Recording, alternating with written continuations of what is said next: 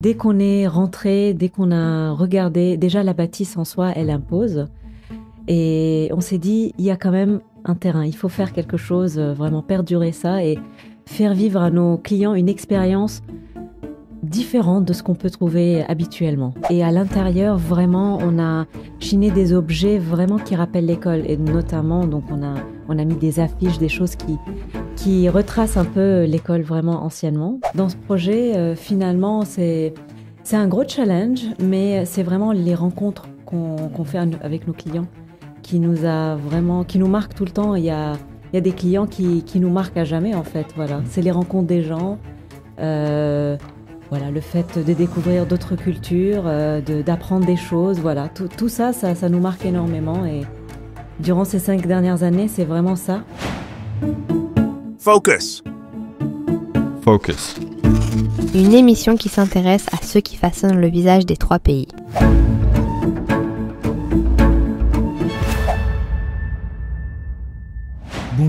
Bonjour à tous et bienvenue sur Radio Ondine. Aujourd'hui, on va parler hôtellerie, pas n'importe laquelle, plutôt hôtellerie de luxe et pas n'importe où, dans une ancienne école primaire. Le projet peut sembler un peu fou, mais rien n'est impossible quand on a la volonté de réussir, n'est-ce pas, Yumna? Tout à fait. Bonjour Ludovic, merci de nous recevoir. Je t'en prie. Alors, est-ce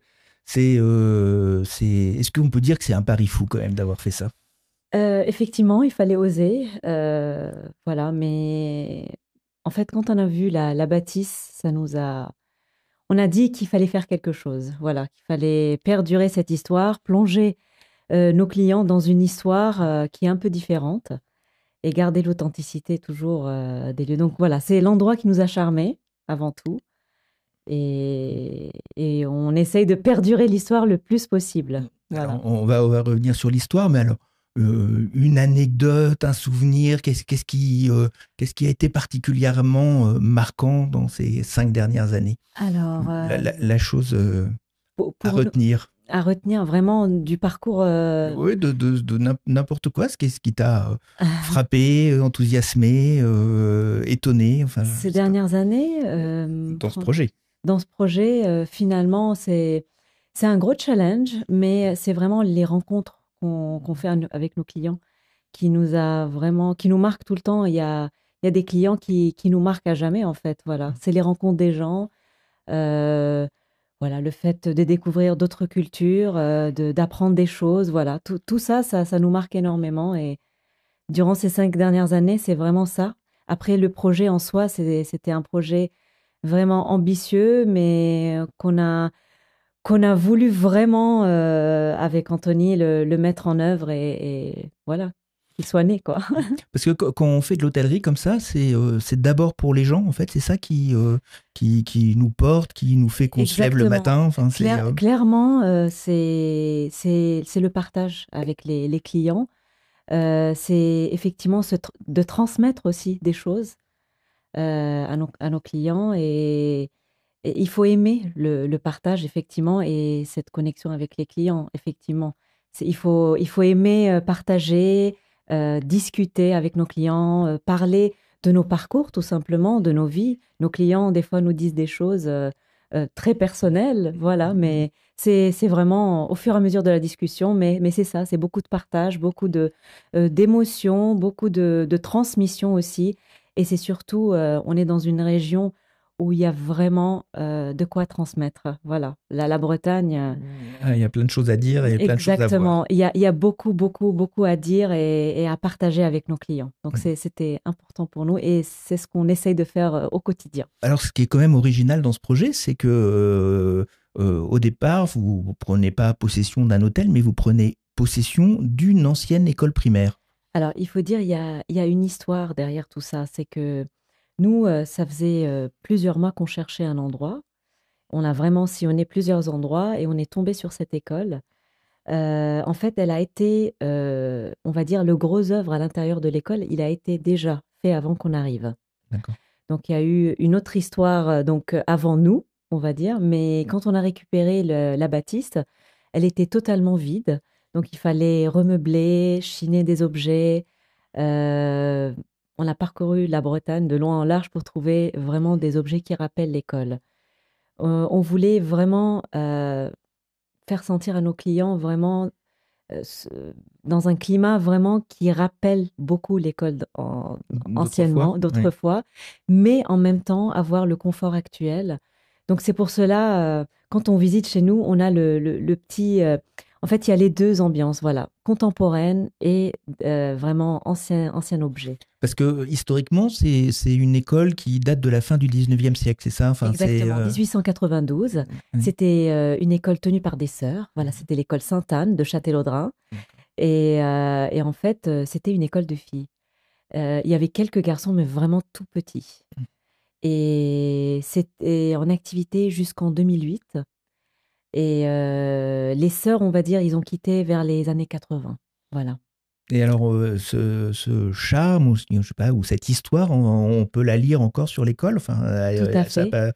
On a l'impression d'arriver, quand on vient à l'hôtel chez toi, on a l'impression de rentrer dans une école quand même. Tout à fait, parce que nos clients se gardent dans la cour de l'école. D'accord.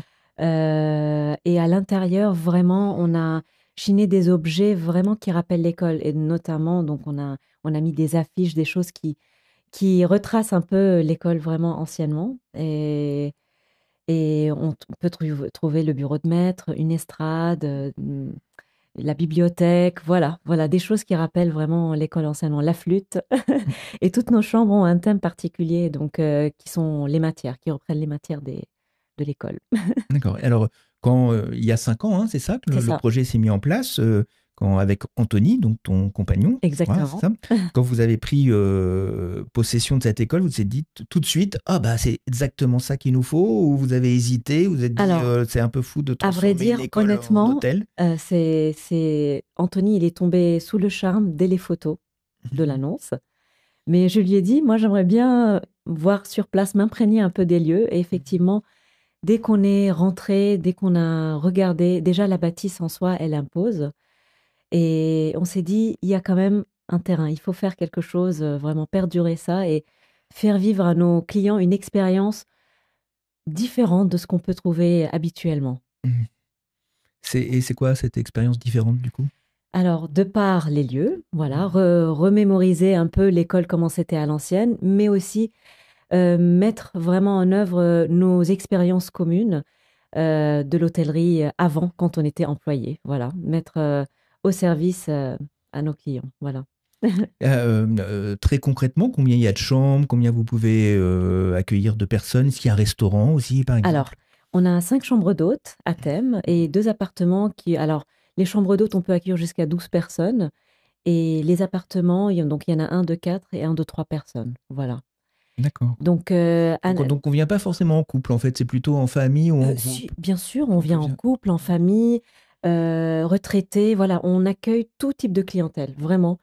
C'est ce qu'on constate, en tout cas, il y a tout type de clientèle, famille, même professionnelle, parce que la tendance actuelle, c'est que les clients professionnels, ceux qui ont des rendez-vous par-ci, par-là, ils choisissent plus les chambres d'hôtes maintenant parce qu'il y a un côté plus convivial, voilà, qui peut être plus sympa, voilà, où les gens se sentent comme à la maison, voilà. Non, mais c'est vrai qu'on voyage beaucoup, tous les hôtels se ressemblent, enfin même les grands hôtels, on a toujours l'impression d'être sans arrêt dans le même endroit, et puis il faut ouvrir la fenêtre puis encore, on est souvent dans les zones industrielles, des choses comme ça, donc c'est très semblable, non? C'est ça ce qui est fou dans cette histoire, c'est que finalement, d'offrir quelque chose de différent, une expérience, quoi. Exactement, et pour notre clientèle, jusqu'à le mois de juin, on peut proposer la table d'hôte du lundi au jeudi, voilà, pour la clientèle aussi professionnelle qui veulent plus sortir le soir. Donc, on voulait vraiment proposer quelque chose aussi.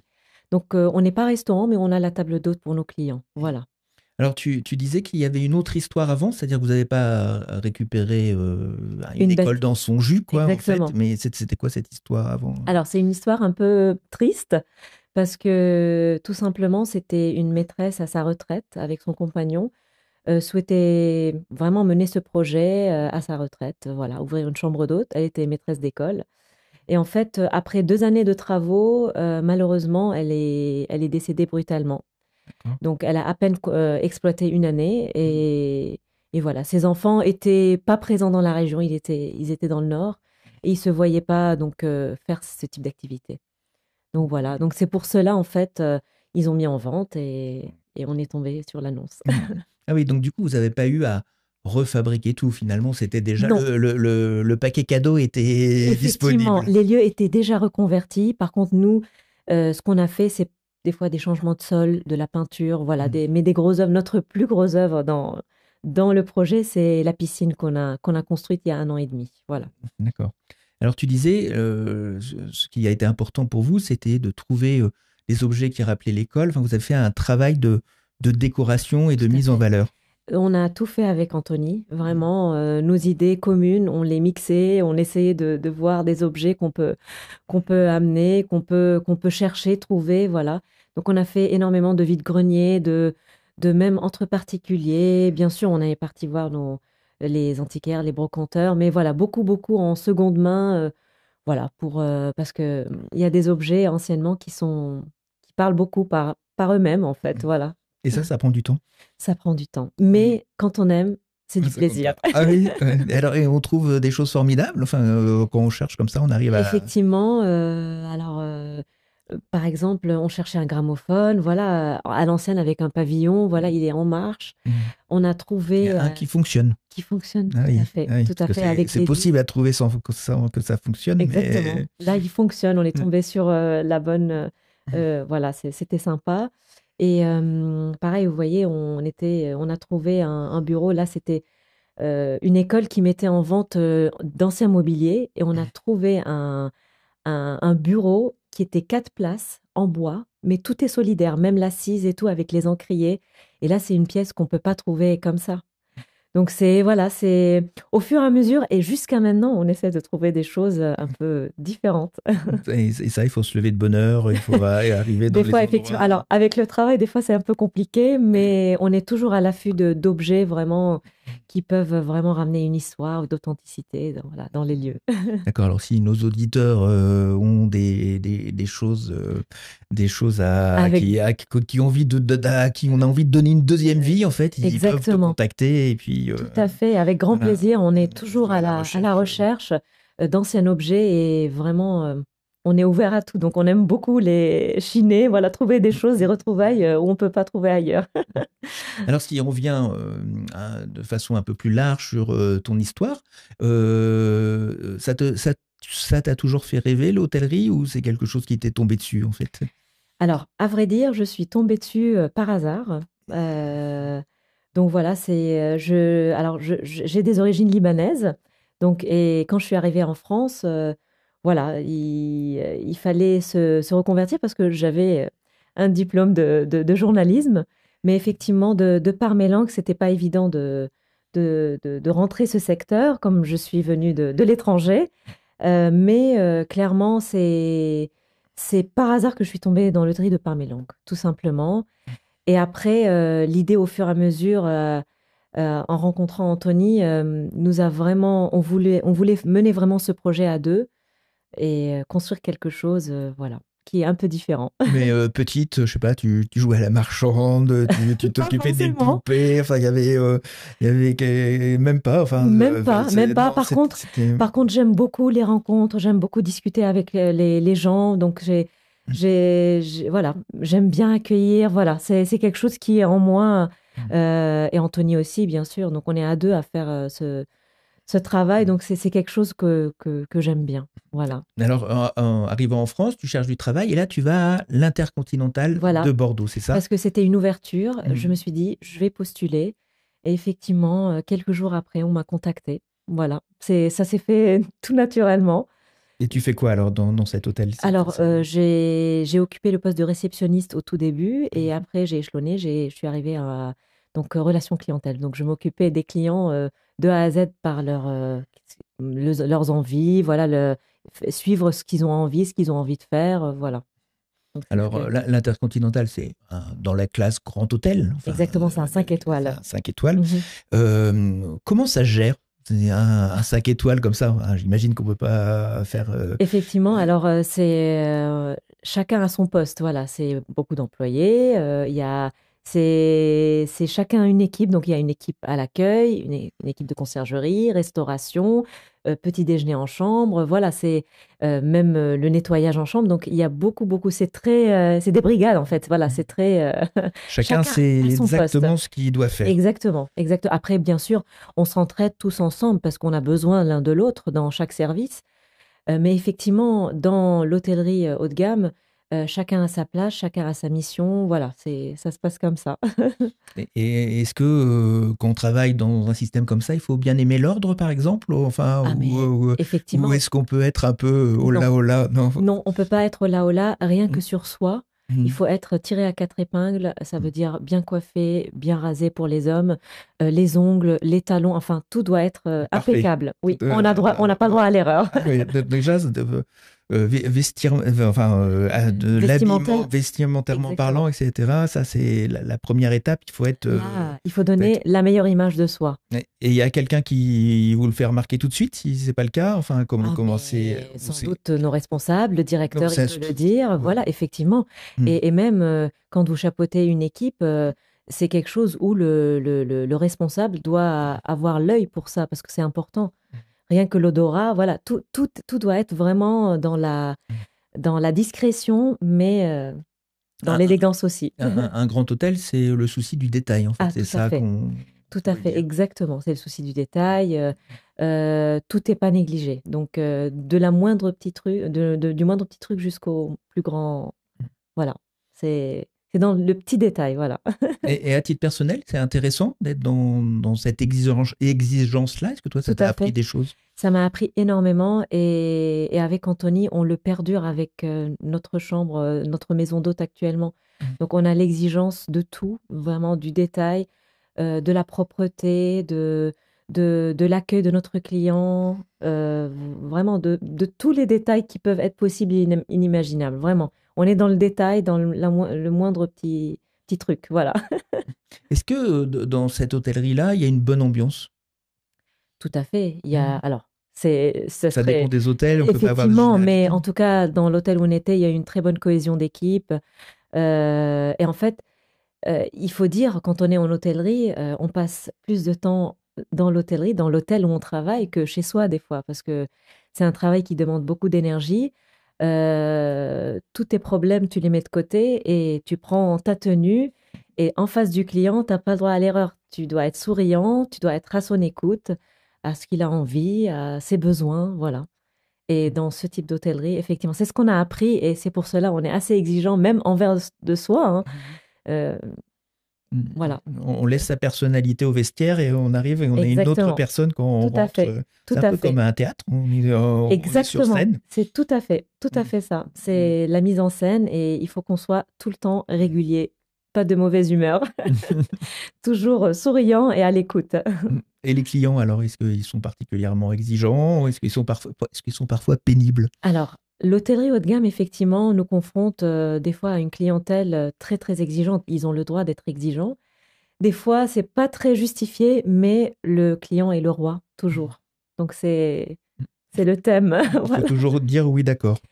Pas forcément oui, d'accord, mais trouver une solution alternative s'il y a un besoin, si vraiment il demande quelque chose, ou voilà, il n'y a pas forcément suivre vraiment ce qu'il a envie, mais au moins proposer une solution qui peut convenir aux deux et surtout aux clients. Voilà.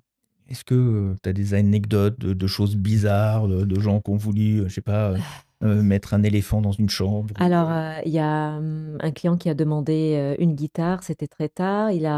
Des fois, il y a une clientèle qui voulait un jet privé très tardivement. Voilà, il y a des demandes un peu farfelues, effectivement, mais on reçoit beaucoup. Oui, les demandes sont différentes. Ça peut être du plus simple au plus compliqué.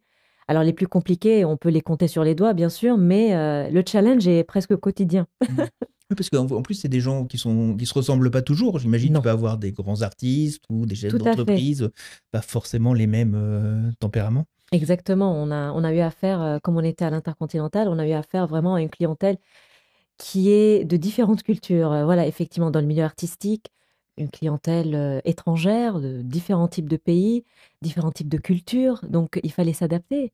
Donc, chaque clientèle étrangère a ses codes, il y a des clientèles où des numéros de chambre ne doivent pas être attribués, des couleurs ne doivent pas être mises dans la chambre. Donc, c'est vraiment des codes comme ça et ça nous permettait de connaître encore plus. C'est des petites exigences ou des petits caprices, je sais pas. Alors, il y a des artistes, effectivement, ils ont un cahier de charge avant d'arriver. Donc, il faut qu'on mette tout en œuvre pour qu'ils se sentent comme à la maison, avec des objets, même des os, des fois, une type de nourriture. Voilà, tout est lié au détail. Alors, Yumna, comment on transpose toute cette expérience à la campagne, dans une ancienne école primaire? C'est vrai, c'est un pari fou, mais c'est pour cela qu'on voulait faire ce projet. C'est un condensé de tous nos métiers d'avant dans cette école-là. Donc, tout simplement, on accueille nos clients, on tient toujours à les accueillir à deux, on accompagne nos clients dans leur démarche, s'ils veulent du restaurant, voilà. Donc, on peut faire de la conciergerie, de l'accueil, on fait tout, en fait, tous les métiers condensés vraiment chez nous, en fait, voilà. C'est ces métiers qu'on a pu côtoyer avant, donc on les fait nous-mêmes maintenant. Et ça, c'est particulièrement plaisant, j'imagine, non? Plaisant, c'est un challenge parce que voilà, quand vous faites plusieurs métiers concentrés comme ça à deux, c'est vrai, il faut avoir, voilà. Ouais, parce que ça, justement, tu disais ça tout à l'heure, tu dis les grands hôtels, c'est beaucoup de monde qui font des Tout à fait. tâches très précises, mais là, vous êtes que deux. Que deux, Et du coup, effectivement. c'est Et on fait d'autant plus dur. vraiment, chez nous, on fait tout de A à Z, en fait, tout simplement. Chacun a sa partie, on va dire, on se partage les tâches, mais effectivement, c'est un condensé, voilà, c'est un résumé de nos parcours d'avant dans un milieu plus simple, plus authentique et plus convivial. Alors, est-ce que les gens ont les mêmes exigences? Pas autant que l'hôtellerie haut de gamme, mais il y a sans doute une certaine attente, voilà, de leur part. Et même, comme je t'ai dit tout à l'heure, même nous, on se met cette exigence tous les jours. Donc, on veut être toujours tout le temps prêt, voilà, à accueillir nos clients comme il se le doit, voilà. Alors, c'est qui les profils un peu qui viennent jusqu'ici? Alors, c'est vrai, en basse saison, on a une clientèle professionnelle, pas que, donc parce qu'il y a aussi une clientèle française qui vient. Et à la saison comme maintenant, donc il y a pas mal d'étrangers qui viennent, plusieurs types de clientèle. Mais voilà, il peut y avoir des Allemands, des Belges, des Néerlandais. On a même une clientèle de vélo aussi. Ils viennent voir parce qu'ils font tout un périple à vélo, mais ils viennent de loin, du Canada, d'Australie, Nouvelle-Zélande. Donc, on a une clientèle assez large. Euh, voilà. Et la Bretagne, on sent qu'elle est beaucoup aimée par beaucoup de clientèle étrangère. Voilà. Les gens viennent pour l'authenticité, pour trouver quelque chose de différent des côtes sauvages. Voilà. Ça, Qu'est-ce c'est qui leur sympa. plaît en général? Ah, mais le fait de randonner, d'être au milieu des falaises, les moules accrochés aux rochers, ils cherchent vraiment un côté authentique, vraiment authentique, où ailleurs, peut-être, il n'y a pas, il y a des grands bâtiments, voilà. Là, ici, ils trouvent la nature, tout simplement. Alors toi qui les vois et les côtoies, enfin ces étrangers, etc., c'est quoi les petites choses qui les frappent? C'est la beauté du littoral, c'est Tout la à beauté fait. de la campagne, c'est l'architecture, enfin, Tout à fait. La beauté du littoral, elle bluffe tout de suite. Ah oui. Vraiment, ah oui, c'est quand on y va aux falaises de Ploua, à l'île de Bréa, la côte de Granit Rose, euh, Cap Fréhel, Cap d'Erquy, voilà, il y a tout ça. Et même le côté authentique avec les petites cités de caractère. Déjà, Châtellerault, elle plaît énormément, mais il y a d'autres, Pontrieux, Tréguier, Montcontour, voilà. On est entouré d'authenticité, vraiment. Et la clientèle d'ici, elle vient vraiment pour s'imprégner de la nature et de randonnées, de paysages un peu paradisiaques, parce que c'est vrai, par ici, c'est sympa. Pas que toute la Bretagne. Voilà, toute la Bretagne est différente, donc c'est sympa. Parce que ton compagnon, lui, il est breton, mais toi, tu es libanaise à l'origine. Exactement, franco-libanaise. Alors t'as découvert ça aussi, j'imagine, non? Tout à fait. Là, je suis bretonne par alliance, mais je me sens bretonne aussi parce que je défends le territoire breton. Je parle toujours de la Bretagne. Et effectivement, j'ai appris à connaître la Bretagne de par Anthony, qui m'a fait découvrir la Bretagne différents types d'endroits. Donc, je suis tombée sous le charme aussi, hein. Et qu'est-ce qui t'avait... tu l'as découvert quand? Il y a enfant ou... Enfin, non, c'était récent, Non, en non, fait. récent. Voilà, on va dire, il y a à peu près 15 ans, j'ai D'accord. découvert la Bretagne. Oui. D'accord. Et qu'est-ce qui t'avait marqué à l'époque? Ah, mais la beauté des lieux, quand on y va vers Saint-Malo, voilà, en fait, il y a tout un ensemble de choses. Vraiment, le territoire est sympa, la nourriture est sympa aussi, entre les galettes, les crêpes. Voilà, il y a une identité qui m'a beaucoup plu. Voilà. Est-ce qu'il y a des choses qui sont passées auxquelles vous vous attendiez pas? Ou est-ce que finalement ça s'est un peu révélé être comme ce que vous espériez ou semblable à vos rêves finalement? On parle de la De récréation. la récréation, oui. La Euh, récréation, c'est le nom hein, de c'est lequel on l'a pas dit. exactement, Voilà. exactement. Alors effectivement, c'est toujours un challenge pour nous. Donc c'est l'histoire. Alors quand tu as une idée en tête, tu as envie que tout soit directement, voilà, qu'on soit connu. Mais c'est un travail. C'est là où on a un travail au quotidien. C'est de faire connaître aussi l'authenticité, les lieux, voilà. Donc c'est un challenge pour nous effectivement. Mais voilà, c'est au quotidien, voilà, de trouver des astuces, voilà, de faire connaître notre maison particulièrement. Mais voilà, c'est un travail au quotidien. Alors, je lisais hein, dans Booking, là, avant que vous arriviez, votre note, c'est 9,9 ou 9,8, je crois. C'est Sur marqué 10. exceptionnel. Hein. Donc ça veut dire que vous tenez la promesse. Ah, tout à fait. C'est quelque chose où, avec Anthony, on tient vraiment à cœur de maintenir ceci parce que c'est vrai, actuellement, ça fait partie des critères des clients, de regarder les notes, de voir les avis. Ça, c'est presque un quotidien, le quotidien des clients. Pas tous, bien sûr, mais c'est important.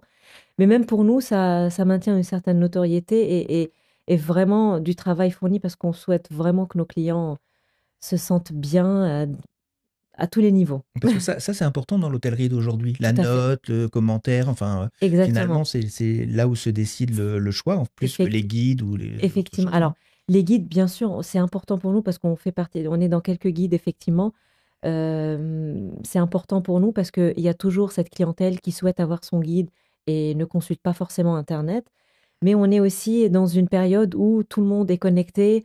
Donc, on essaye d'allier les deux, vraiment, et ne pas oublier le côté, pareil, guide, parce que c'est important, mais on Mm. n'oublie pas aussi le côté, voilà, tout ce qui est Internet, voilà, réseau, voilà. C'est important aussi d'être à la page, ce qui est actuellement. Oui, d'être dans les réseaux, Exactement, de communiquer tout à fait. sans arrêt, etc. Et c'est un peu stressant, les commentaires des